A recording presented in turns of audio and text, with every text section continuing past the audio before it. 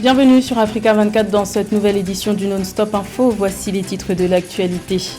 Ouverture imminente du sommet Nouveau Pacte Financier Mondial en France.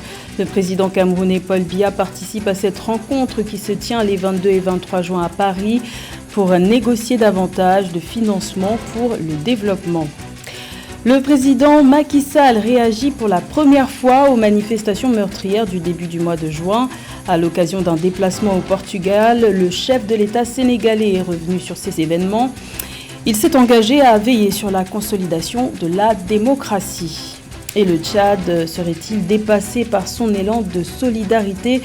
Cette terre de refuge qui partage plus de 1000 km de frontières avec le Soudan, où un conflit sévit depuis avril dernier, est aujourd'hui débordée par l'afflux de réfugiés.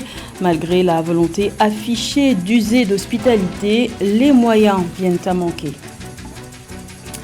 Le président camerounais Paul Biya est à Paris. Ce premier déplacement en France depuis 2019 se fait à la faveur d'un sommet Nouveau Pacte Financier Mondial initié par le président français Emmanuel Macron.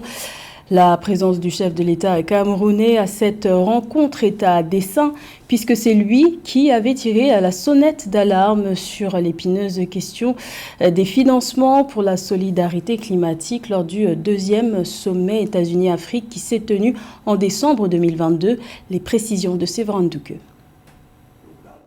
Le président de la République du Cameroun, Paul Biya, prendra part aux travaux du sommet pour un nouveau pacte mondial, sommet qui se tient à Paris les 22 et 23 juin 2023.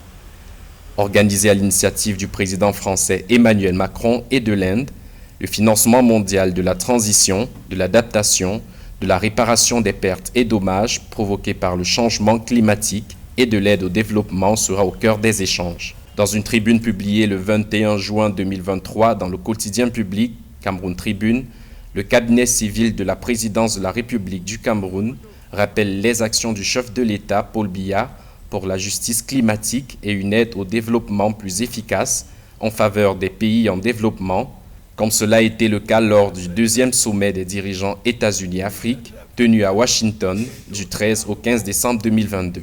Le rendez-vous de Paris devrait permettre aux pays en développement de trouver des solutions aux crises auxquelles fait face le continent africain. L'un des freins au développement de l'économie africaine et l'épineux problème de la disponibilité des financements. Pourtant, l'Afrique dispose d'un énorme potentiel en ressources naturelles.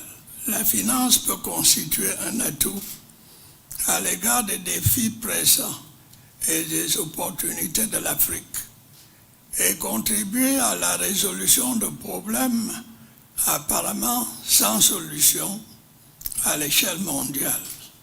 C'est un sujet d'actualité au regard de la situation actuelle de l'économie mondiale et des effets des crises sanitaires et sécuritaires sur nos économies nationales. Le rendez-vous de Paris ambitionne de mettre en place une véritable refonte de l'architecture financière mondiale et définir une nouvelle relation de confiance entre le Nord et le Sud. Une solidarité plus active et un engagement en faveur de la lutte contre la pauvreté, mais aussi en faveur de la préservation du climat et de la biodiversité dans les pays les moins avancés et les plus vulnérables au changement climatique, axés sur des programmes de financement orientés à même de permettre à ces derniers de stimuler leur croissance. Des actions qui devraient permettre d'établir un nouvel ordre international plus juste. Face aux défis qui sont les nôtres, face aux crises qui viennent chaque jour mettre en péril les populations, je pense à l'épidémie de Covid, je pense aux répercussions profondes de l'agression russe en Ukraine, face au changement climatique dont nous voyons et ressentons déjà les effets dramatiques, il est de notre devoir d'accentuer l'effort au niveau mondial et d'embarquer tous les États, tous les acteurs en capacité d'agir dans cet effort et de bâtir un nouveau pacte mondial plus juste et plus solidaire. Le sommet va rassembler une diversité mondiale d'acteurs et actrices du développement, dont les chefs d'État et de gouvernement, représentants des secteurs de l'industrie et du commerce, ainsi que les organisations de la société civile. Et notons qu'environ 25 chefs d'État et premiers ministres africains sont attendus à ce sommet Nouveau Pacte financier mondial qui se tient les 22 et 23 juin. Au nombre des présents figure notamment le président en exercice de l'Union africaine, Azali Assoumani, aussi président des Comores, les présidents du Niger, Mohamed Bazoum, et du Sénégal, Macky Sall, ou encore le premier ministre éthiopien, Abiy Ahmed. 5 ans de prison ferme, c'est le verdict prononcé ce mercredi 21 juin en Algérie par le pôle judiciaire, économique et financier à l'encontre de l'ancien Premier ministre Nourdine Bédoui et de l'ancien ministre de la Santé Abdelmalek Boudiaf. Ils étaient poursuivis en tant qu'ex-gouverneurs pour abus de fonction, dilapidation de deniers publics et octroi d'indus privilèges dans une affaire de marché douteux portant sur la réalisation de l'aérogare de Constantine. Leur peine de prison est assortie d'une amende d'1 million de dinars, soit plus de 7 000 $.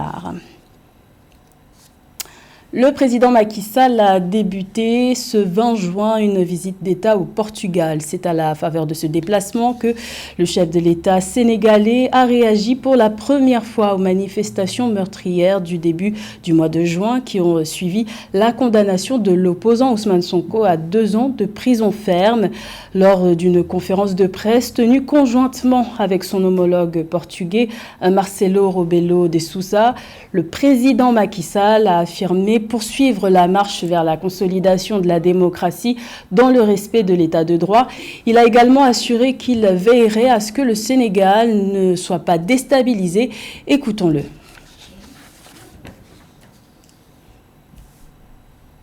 Le Sénégal se réjouit d'être et de demeurer un État démocratique. Notre marche depuis l'indépendance en 1960 jusqu'au moment où je vous parle est une marche élogieuse en matière de démocratie et de droits de l'homme. Et cela va continuer, malgré ceux qui tentent de peindre sous des couleurs sombres cette démocratie. C'est une œuvre vaine. Nous poursuivrons notre marche vers l'émergence économique, vers la consolidation de la démocratie et de la liberté au Sénégal, dans le respect, bien entendu, de l'État de droit. Je veillerai à ce que le Sénégal reste dans les standards démocratiques les plus importants. Ça, c'est un engagement personnel et j'y veillerai. Je veillerai aussi à ce que notre pays ne soit pas déstabilisé, quelle que soit l'origine de cette volonté de déstabilisation. Également dans l'actualité, au Soudan, les combats ont repris de plus belle ce 21 juin à la suite de l'expiration du cessez-le-feu de 72 heures qui avait débuté le 18 juin. Une trêve qui, comme les précédentes, a été violée. Les deux camps s'accusant mutuellement de ne pas avoir respecté cette trêve. Des combats ont été rapportés dans les 3 principales villes situées autour du Nil, à savoir Khartoum, Bari et Omdurman. Rappelons que l'armée régulière du général Al-Bourhan et les forces de soutien rapide du général Hemeti s'affrontent depuis plus de 2 mois. Cette lutte pour le pouvoir a coûté la vie à près de 2000 personnes et a forcé plus de 2,5 millions de personnes à fuir leur domicile. Des exilés soudanais qui tentent de trouver refuge au Tchad, pays qui partage plus de 1000 km de frontières avec le Soudan. Depuis le début de la guerre entre les généraux soudanais, le Tchad a accueilli au moins 116 000 exilés soudanais supplémentaires, un nombre conséquent qui vient s'ajouter aux 600 000 réfugiés que le Tchad accueille. Malgré le devoir d'hospitalité, le manque de moyens se fait cruellement ressentir. Reportage de notre correspondant Mahamat Ramadan. Le Tchad fait face à l'arrivée massive de réfugiés soudanais sur son territoire. Bien que la frontière entre les deux pays soit officiellement fermée, le Tchad, avec son couloir humanitaire, continue d'accueillir des milliers de réfugiés chaque jour, dont une dizaine de blessés. À ce jour, 116 000 Soudanais ont trouvé refuge au Tchad et ce nombre évolue rapidement selon les autorités tchadiennes qui appellent à la générosité de la communauté internationale. C'est d'abord leur dire qu'il y a une crise ici, qu'il y a une catastrophe humanitaire ici. Et ce que je ne comprends pas, personne ne réagit à cette catastrophe. Vous voyez devant vous ces femmes, ces enfants démunis qui n'ont rien du tout. Et le Tchad est en train de seul supporter et nous avons nos limites.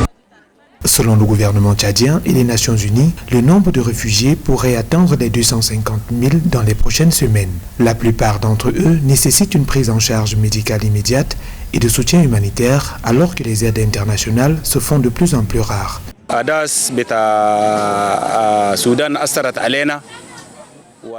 La situation sécuritaire au Soudan s'est détériorée et nous nous sommes réfugiés au Tchad avec toutes nos familles depuis 13 jours. Dieu merci, le gouvernement tchadien et le peuple tchadien nous ont bien accueillis. Qu'Allah leur rende ce bienfait au centuple. Mais les gens que vous voyez ont faim et n'ont pas de toit pour se protéger des intempéries.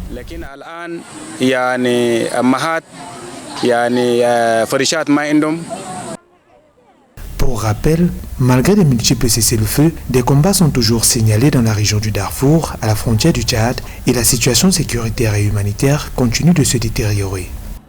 Dans le reste de l'actualité, le gouvernement centrafricain veut se défaire de l'embargo sur les armes instauré par le Conseil de sécurité de l'ONU en décembre 2013 après l'éclatement d'une crise militaro-politique, une obligation assouplie depuis quelques années mais sans cesse renouvelée. Le principal argument avancé par les autorités centrafricaines pour la levée de cet embargo est que les groupes armés utilisent de plus en plus d'engins explosifs. La demande formulée par l'État centrafricain a reçu le soutien de la Russie ainsi que des 3 pays africains qui siègent actuellement au Conseil de sécurité de l'ONU, à savoir le Gabon, le Ghana et le Mozambique. Les représentants de 6 autres pays africains ont également appuyé cette requête en vue de faire pression. La décision du Conseil de sécurité de l'ONU sur la question est attendue pour le mois de juillet. Ouverture de la 25e édition du Forum africain de l'énergie ce 20 juin à Nairobi, au Kenya. Il s'agit d'un forum de 4 jours qui a pour thème l'Afrique pour l'Afrique. L'objectif est de se concentrer sur les stratégies à adopter pour assurer un avenir résilient face au changement climatique en utilisant davantage les sources d'énergie propre. Plus de détails avec Corinne Kamse-Eoné.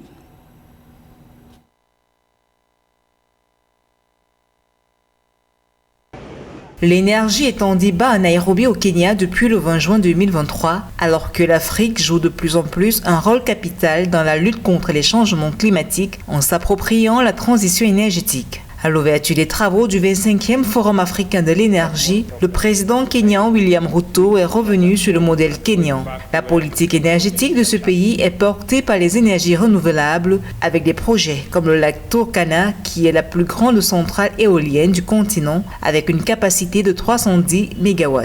Les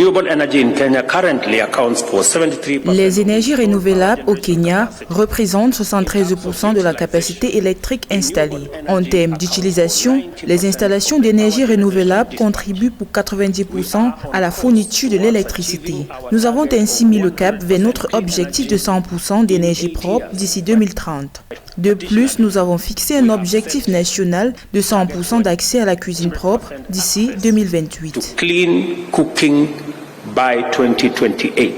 En Afrique, près de 600 millions de personnes sont encore privées d'électricité. L'épuisement à venir des énergies fossiles va encore accentuer cette précarité. À côté de cela, l'Afrique a l'opportunité et les moyens de réduire davantage son taux d'émission de gaz à effet de serre, estimé actuellement à seulement 2,9%, et se tourner résolument vers la transition énergétique. Une étude menée par la Société financière internationale en 2020 révèle qu'en matière d'énergie éolienne, le continent affiche un potentiel de 59 000 gigawatts, la capacité installée dans le monde étant de 650 gigawatts. S'agissant du solaire, la Banque mondiale estime une production potentielle pratique moyenne d'énergie solaire à long terme de 4,51 kW par jour, la plus importante au monde. Pour le président Ruto, la coopération entre les États africains permettra de déculper ce potentiel.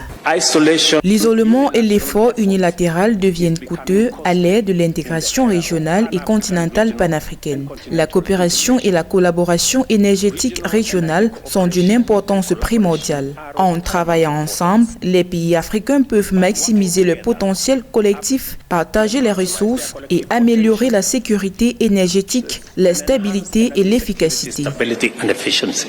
Le Forum africain de l'énergie est une plateforme qui réunit les gouvernements et les chefs d'entreprise du secteur de l'énergie.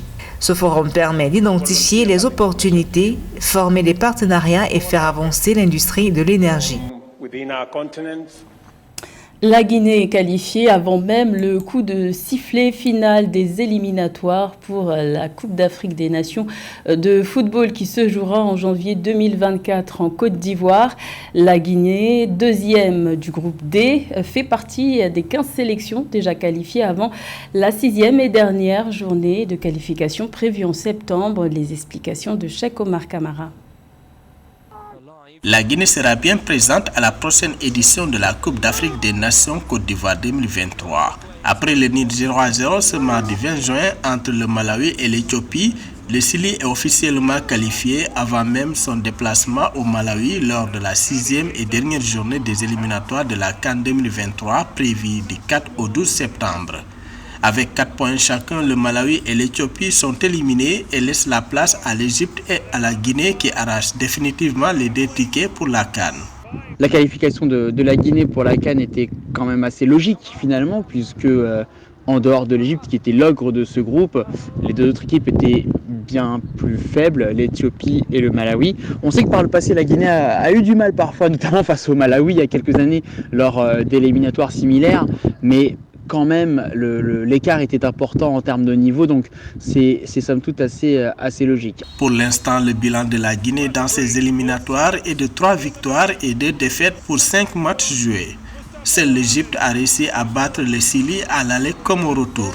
Quand on regarde la qualité de jeu, c'est vrai que Kaba Diawara construit cette équipe pas à pas depuis qu'il a pris en main le Chili national, mais on a l'impression qu'il y a un peu les mêmes points forts et les mêmes points faibles qu'auparavant. Dans les points forts, il y a l'attaque, forcément. On a vu Serhou Guirassy même marqué contre le Brésil, par exemple.